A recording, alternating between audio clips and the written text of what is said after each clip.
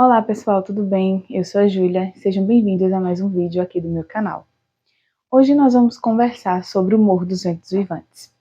Essa aqui é uma história que envolve muito amor, mas também obsessão e muito ódio. E também rancor, vontade de vingança, desejo por vingança. Aqui nós vamos acompanhar uma governanta contando a história para um novo inquilino da casa. Nós temos um local ali onde existe, né? Acredito que seja, na minha concepção, na forma como eu visualizava a todo momento aqui, eu acredito que seja uma grande fazenda que tem duas propriedades muito grandes.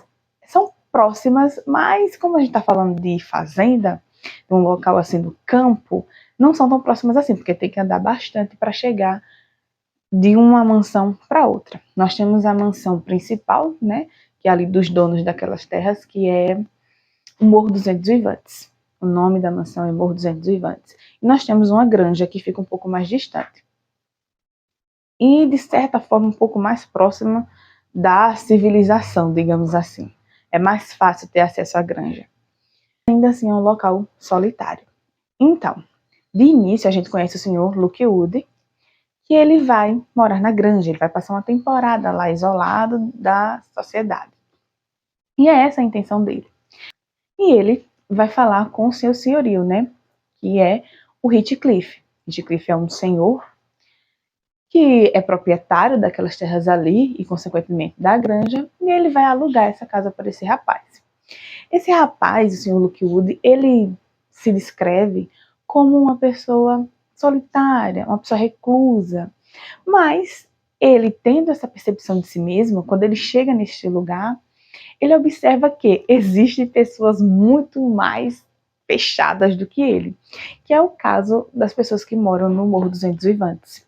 O principal carrasco, digamos assim, a pessoa principal que é mais fechada, que é mais dura, é o Heathcliff, é o senhorio, porque ele não tem nenhum modo de tratar as pessoas. Ele age à maneira dele. Se você gostar, beleza. Se você não gostar, para ele é melhor ainda, porque ele não faz questão de agradar ninguém. O Heathcliff, a gente já percebe que ele tem um ódio dentro dele, que ele vai soltar esse ódio para qualquer pessoa.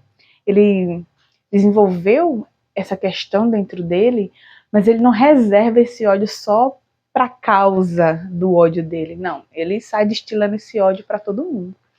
Vamos lá. O senhor Lookwood chega, ele precisa ir conversar com o Heathcliff, né? Ele vai lá a fazer alguns ajustes, né, acertar pagamento, esse tipo de coisa. E enquanto ele vai fazer essa negociação lá, né, ele fica observando as pessoas. Nossa, ele chega a um local distante de ir, ele chega sem saber muito bem, as pessoas não recepcionam ele direito, ele fica, nossa, não me ofereceram nem uma xícara de chá. É uma coisa assim meio estranha. E o que acontece? Enquanto ele tá nessa negociação, ele diz, olha, eu tenho que ir embora daqui o mais rápido possível, porque essa galera, uma galera muito estranha, pessoal muito mal-humorado, não quero incomodá-los e nem sofrer algum tipo de coisa aqui dentro. Vou resolver o que eu tenho que resolver e vou para minha casinha. Só que aí o que acontece? Acontece uma tempestade, não dá para ir embora, ele vai ter que ficar ali, porque anoitece, né, fica escuro, e é um caminho, apesar de ser relativamente perto, uma mansão da outra, é no meio da mata. Então, assim, uma pessoa que não conhece muito bem o caminho, numa tempestade, pode se perder facilmente e nunca mais ser encontrada. Isso é o que os próprios moradores falam para ele. Olha, tá chovendo, tu vai para onde? É mesmo, meio que ele diz assim, tu vai para onde? Se fosse a gente que mora aqui a vida toda, a gente se perderia, imagine tu, que é a primeira vez que tu tá aqui. Aí ele meio que fica sem reação, né? As pessoas falam isso pra ele, mas ele diz, olha, fica aí, a gente vai ajeitar um quarto pra tu passar a noite. Não, tipo, fica aí. E ele meio que fica, e agora, o que é que eu faço? Fica perdido. Mas termina aqui, ele precisa ficar. Porque se ele sair, vai ser pior. Aí não, eu vou ter que passar a noite aqui com esse pessoal. Não muito agradável. E o que acontece? Lá pelas tantas, né? Tem uma pessoa que trabalha lá, uma moça, arruma um quarto para ele ficar. Só que esse quarto, ele descobre depois, né, que é um quarto que as pessoas que moram ali também não têm muito acesso. É um quarto que era para viver sempre trancado. É um quarto onde o Heathcliff tem um apego por ele e tem ele como um certo santuário. Por quê? Era o quarto da Catherine, que é a pessoa por quem o Heathcliff é perdidamente apaixonado e enlouquecido de amor por elas. Só que aí, né, ele chega naquele lugar e diz assim, tá, vou tentar, né, passar a minha noite aqui. Ele não entende muito bem o que está acontecendo. Veja só, a construção desse livro tem essa coisa gótica, esse ambiente sombrio, é tão palpável que o Sr. Lockwood, ele percebe, tem uma coisa sinistra aqui, tem alguma coisa que eu não estou entendendo. Ele não consegue saber o que é, mas ele percebe, ele consegue sentir. É como se a tensão, como se tudo, os traumas daquela família ali, daquele pessoal, vivessem vagando pela casa junto com aquelas pessoas.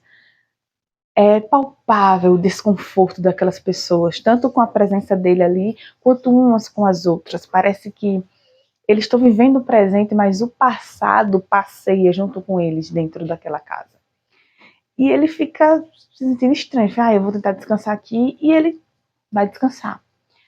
Ele fica observando o quarto por um tempo, ele olha a estante, tem alguns livros, ele pega algum para folhear, para ver, meio que distrair a mente, né, para o sono chegar.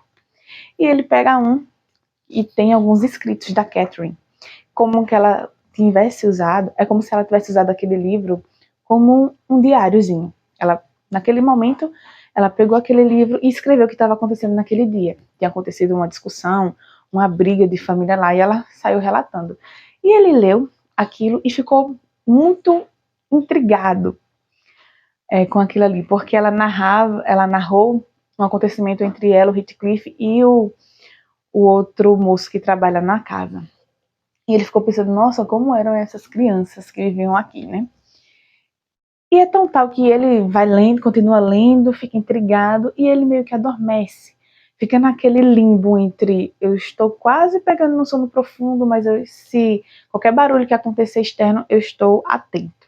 É isso que acontece com ele. E nesse momento acontece uma coisa bizarra, porque ele escuta alguém bater na janela e pedir para que deixe ele entrar. Ele escuta que é uma voz de mulher, uma voz de uma criança, uma menina, que pede para ele deixar ela entrar.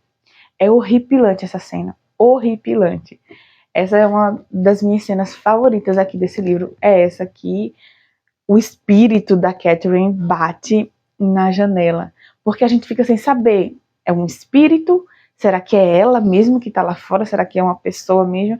É um sonho do Lockwood, porque ele estava lendo alguma coisa e ele, né, a imaginação dele levou ele a sonhar com isso? Foi uma visão?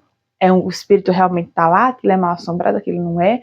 O que acontece? A gente fica sem saber, porque ele fica se questionando, o que aconteceu aqui? Eu não acredito em fantasma, mas isso aqui tá meio estranho.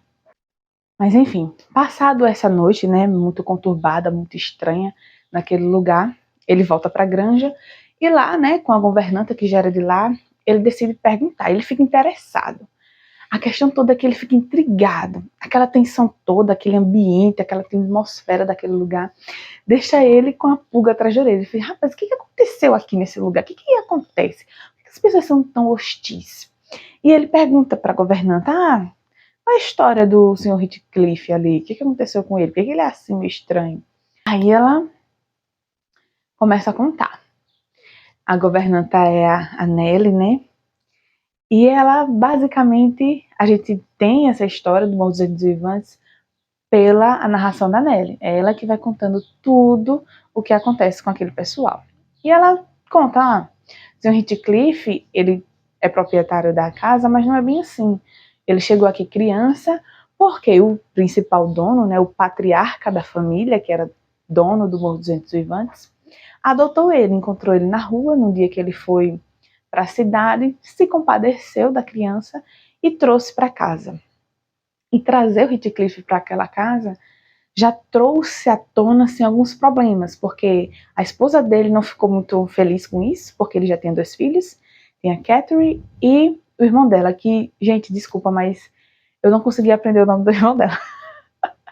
Eu sempre esqueço o nome do irmão dela, eu vou chamar de irmão da Catherine, tá?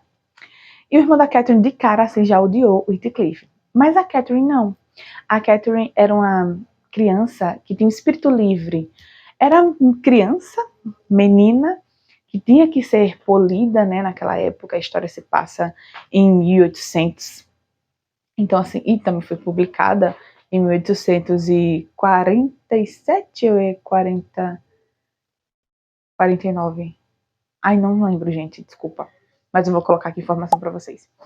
Então tem toda essa coisa, né? Na Inglaterra, então tem toda aquela coisa do comportamento das meninas, que a gente sabe, né? Serem muito educadas, muito comportadas, muito reservadas. E a Catherine não era assim. Era uma menina completamente espontânea. Aquela menina que brincava na lama, brigava, discutia com todo mundo. Uma coisa que chama sempre muita atenção pra gente, esse livro, é o temperamento da Catherine. Ela é uma menina muito doce, mas não pisa no calo dela, não. Não precisa nem ser muita coisa. Ela sentiu ali que você tá contrariando ela, ela já solta os cachorros pra cima de você. Sempre foi assim. Sempre foi essa menina, sabe, meio louquinha. E os funcionários ali lidavam com ela, meio pisando em ovos, mas conseguia lidar porque ela se arrependia, pedia perdão, ela ia lá, afagava todo mundo, é tudo, ai, é coisa de criança, deixa a bichinha, né? É a patroinha também, né? O que a gente pode fazer? Aí, o irmão dela nunca foi assim. Então, quando o Heathcliff chega, esse menino, ele é tido como um selvagem lá, porque ele vivia nas ruas, né? Só Deus sabe que tipo de atrocidade ele passou no passado dele. Então, o comportamento dele não é nada polido. Ele demonstra, inclusive, que ele não nem frequentou escola, então ele não sabe se portar de maneira alguma, muito menos ler, muito menos, sabe, o que seria ser uma pessoa bem aceita na sociedade. Para ele isso não existe, né? Porque não foi a realidade que ele viveu. Ele não tem conhecimento sobre isso. Então, a selvageria do Heathcliff casa ali completamente com a selvageria da Catherine. Apesar de ela ter acesso à educação e todo esse tipo de coisa. Mas o instinto dela é ser muito livre. Ser aquela criança muito expansiva. Eu acredito que a palavra para defini-la seria expansiva. E ali mesmo, na infância, eles começam aquela amizade, e aquela amizade vai se tornando cada vez mais forte e se torna um amor infantil, né? Ser um amor da adolescência que vai ser um amor pro resto da vida. E eu me questiono se é só amor. Há uma obsessão ali entre aqueles dois. Tem um momento, inclusive, na narrativa, que ela está conversando com a própria Nellie, né? A Nellie está narrando para o Sr. Lockwood e diz que teve essa conversa com a Catherine. Que ela diz assim, eu sou Heathcliff. É como se ela dissesse assim, vocês todos ignoram ele, têm ele como um bicho do mato, mas eu sou assim. Por isso que eles se completam tanto, é por isso que eles se aproximam tanto, porque eles têm a mesma essência, digamos assim, eles veem o mundo pelo mesmo prisma, sabe? E eu confesso para vocês que até essa parte aí que a gente tá ouvindo, né, a gente tá lendo na casa, a Nellie contar essa parte da infância da Catherine e do Heathcliff até ali a adolescência, eu estava achando muito interessante o livro. Mas houve um período, depois dessa parte que a Catherine morre, que, gente do céu, sabe, eu fiquei, pelo amor de Deus, acaba, pelo amor de Deus. Mas quando foi chegando pro final, eu fui entendendo o motivo de eu ficar com esse desgosto, esse desconforto. É porque é um livro odioso. As pessoas que fazem parte aqui, os personagens aqui desse livro são odiosos, são pessoas que dá ódio de verdade. Porque é uma história com ódio, que fala sobre ódio, vingança o tempo todo e acaba gerando no leitor esse ódio, esse ranço, digamos assim. Então assim, eu terminei esse livro meio que entendendo. Eu não posso dizer que foi um livro que eu gostei, mas eu entendo e acredito que a experiência do Morro dos Ventos Uivantes, a experiência pensada pela Emily Brontë, ou Brontë, sei lá, não sei pronunciar no sobrenome dela. A experiência de leitura que a Emily queria causar para o leitor talvez seja essa, seja desconforto. Não seja uma história de amor, assim, que no final tudo fica bem. É para ter esse desconforto, pra gente ver que nem todo amor, não é porque você ama que vai dar certo, não é porque você ama que é uma coisa que faz bem para você, porque acaba virando uma obsessão. Então, é amor e é amor ainda? É uma coisa que você deve cultivar ainda? Sabe? Fiquei pensando muito nisso. Porque vejam só, tem um momento que a Nelly narra a adolescência ali da Catherine. Por quê? O que aconteceu com ela? Houve um dia que ela e o Heathcliff foram passear mais distantes ali da propriedade do Morro dos Ventos Vivantes e chegaram perto da granja. E tinha uma família que morava ali. E eles ficaram observando, né, as crianças dessa família. E o que aconteceu? Eles estavam pendurados num local e eles caíram. E nisso o cachorro da família atacou a Catherine, né? Ela se machucou. E eles acolheram a Catherine porque sabia que ela era filha dos proprietários do Morro dos Ventos Vivantes, mas o Heathcliff tratou ele como cachorro, mandou ele embora. Mas eles ficaram com ela para ajudar e mandaram um recado para os pais: olha, ela se machucou, a gente vai ficar aqui com ela para ela se tratar, porque ela não consegue ir andando, e mesmo assim, se a gente levar ela, por causa do ferimento, vai piorar, a situação dela vai piorar. Então ela passa um tempo ali naquela casa, com aquela família, a família Linton. E nisso ela vai conhecendo mais, ela já conhecia o pessoal, já conhecia as crianças de lá, mas aí ela vai se aproximando mais. Ela, como ela está convivendo ali o dia a dia daquelas pessoas, ela vai se apegando àquele pessoal. E aquelas crianças ali vivem totalmente diferente da Catherine, porque eles são o modelo de adolescentes, de crianças, que era para ser daquele momento, daquela época, bem polidos, bem educados, bem organizados. Esse tipo de estereótipo a gente pode falar assim, né? Mas é isso. E ela não se sente desconfortável naquele lugar. Inclusive, quando ela volta para casa, quando ela se recupera, ela está se comportando como eles. Ela já não é mais aquela moça esvoaçante, por aí, exagerada, livre, solta. Não, ela ainda tem muito da característica dela, mas é como se ela tivesse entendido. Eu faço parte dessa sociedade, então eu agir daquela maneira como eu vinha agindo não faz sentido. Ela começou a ver o lado bom de pertencer a essa sociedade que vive dessa forma.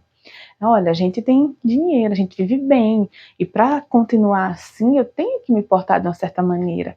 Eu tenho que estar relacionada às pessoas que também são assim, que também têm posses. Eu não posso estar com qualquer um. Ela volta, de certa forma, com essa mentalidade.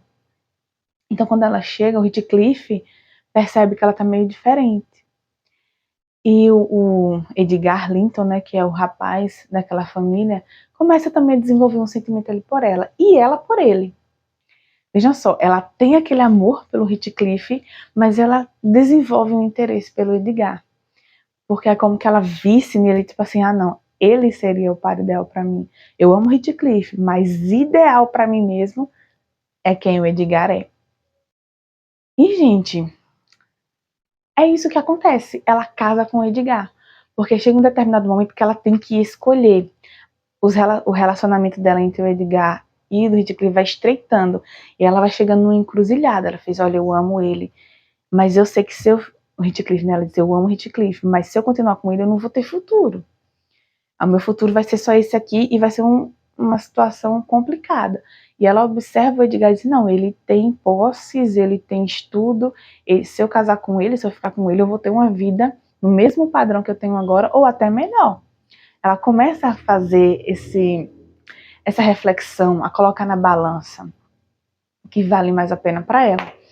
E chega um determinado momento que ela conversa, ela externiza isso com a Nelly. E nesse momento, o Heathcliff ouve o que ela está falando. Ela fala, inclusive, que seria uma vergonha ela casar com o Heathcliff. E ele escuta isso e fica devastado. E vai embora, assim, e some, desaparece, ninguém encontra ele. E nesse desaparecimento do Heathcliff, a vida segue, né? Porque ele fica muitos anos desaparecido. A vida segue e a Catherine casa com o Edgar, vai morar com ele, vai fazer a vida dela. E depois de anos, Heathcliff reaparece, rico, assim, aparentemente bem de vida. E é aquele momento que você pensa, e agora? O que ela vai fazer? Ela vai se desesperar, olha pra ele, olha, agora ele tem posses. E vai, não, eu sempre quis ele, se ele me quiser, eu vou embora com ele. Mas não é bem assim. Ela lida, quando ela se reencontra com ele, ela lida de uma forma diferente. Ela diz, olha, agora eu sou casada, agora eu tenho essa responsabilidade aqui, e eu não vou acabar com isso. Não vou envergonhar o meu marido, a minha família que eu construí aqui. Só que é mais forte que ela, aquela alegria que ela sente. Inclusive, causa até um mal-estar entre ela e o esposo dela, porque ele fica meio, nossa, será possível? Esse cara desapareceu, sumiu, te abandonou aqui. Eu fui quem te aparou, você me escolheu e ele chega aqui e tu fica nessa? Basicamente era isso que ele queria dizer pra ela. E ela fica, eu não sei por que você tá estressado. Ela fica me querendo dizer assim, você sabia que eu amava ele, você sabia que quando ele reaparecesse eu iria ficar feliz. Então por que tu tá me cobrando desse jeito? E fica aquele problema, aquela coisa. E a governanta disse que falou assim pra ela, olha, será que foi prudente tu elogiar o Heathcliff na frente do Edgar? Tu sabe que eles se odeiam já, porque os dois são interessados em você. Eles não têm como, não dá nem pra conceber um momento em que eles se dariam bem. Eles disputaram você a vida toda.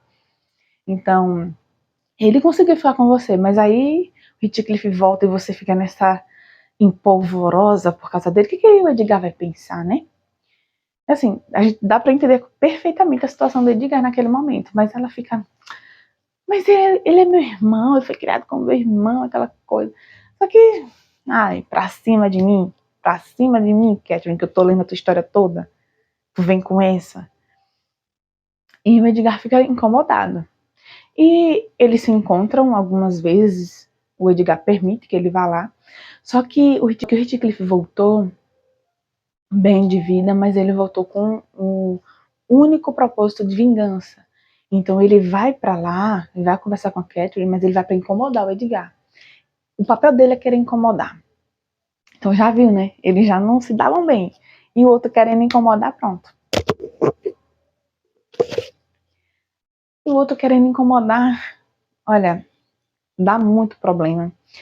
Eles brigam, o Edgar proíbe o Heathcliff de ir pra casa dele ver a Catherine, aí fica aquela coisa assim, eu vou lá, vou falar com ela, e fica aquela questão, até que a Catherine fica doente com essa situação, com essa questão toda. E entre essa questão entre os três, né, entre o Edgar, a Catherine e o Heathcliff, o que acontece? O Edgar tem a irmã, né? E aí, gente, a irmã do Edgar se apaixona pelo Heathcliff. A Catherine descobre que ela tá apaixonada pelo Heathcliff. E de certa forma ela conta pra ele, porque nesse momento o Edgar ainda não tinha expulsado o Heathcliff, né? Quando ela descobre que a Isabela tá apaixonadinha por ele. Aí ela tem essa conversa assim meio descontraída, só que ela percebe que o Heathcliff não gosta dela, mas ela percebe tipo assim, que ele ficou meio que esperançoso. Porque ela não sabia que o Heathcliff queria se vingar da família Linton. É uma... O tempo todo você vê que eles ficam se vingando um do outro. Tanto a Catherine faz isso com o Heathcliff, fica passando coisa na cara dele, quanto o Heathcliff fica falando coisas pra ela, ofendendo o marido dela o tempo todo. Fica essa provocação o tempo todo. Porque a volta do Heathcliff foi pensada, ele foi lá pra se vingar, ele foi lá pra mostrar que seria vergonhoso ela casar com ele, então agora ela vai ver. Mas fica uma questão assim complicada, porque ele ama ela no fim das contas. Então ele faz mal a ela, mas se sente mal porque vê que ela tá mal e fica aquela coisa que você olha assim, gente, para com isso. Era só uma terapia. Era só uma terapia que resolvia todos os problemas. Cortava esse livro pela metade e a gente tinha outra história. Mas enfim. Então, quando ele descobre que a irmã do Edgar tá apaixonada por ele, ele alimenta essa questão da garota, consegue levá-la embora, ela foge com ele. Isso causa muito mais problemas, porque ela fica sem falar com o irmão dela, e ele não quer ver ela nem pintada a ouro, porque ela sabia que ele odiava o cara, e ainda assim ela vai embora com ele. O que ela não contava é que o Heathcliff não estava apaixonado por ela coisa nenhuma. Ele só levou ela embora porque queria se vingar do irmão dela, e queria fazer ela sofrer. Queria fazer o irmão dela sofrer, fazendo ela sofrer. Aí, gente, ó, desanda tudo. Aí, o que dava pra gente pensar assim, será que vai acontecer alguma coisa no meio aí, ele vai parar com essa história de vingança? Só piora. A partir daí é só ladeira abaixo. Até chegar o dia que a Catherine morre e Easy popopós.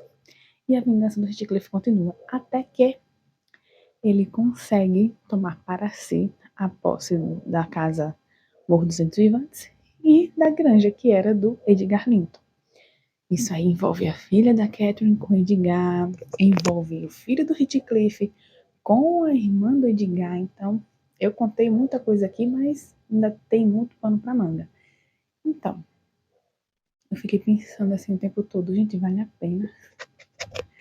Vale a pena tantos anos dedicados a uma vingança por causa de um amor de infância? Eu sei que, assim, é amor, tá? Mas, gente, pelo amor de Deus, eu cansei assistindo. Eu cansei só de ler. Imagine viver uma presa para dessa, gente. Calma, calma. Façam terapia. Usem o exemplo aqui do Heathcliff. Ele disse, gente, ficar sem terapia leva a gente a cometer coisas hediondas.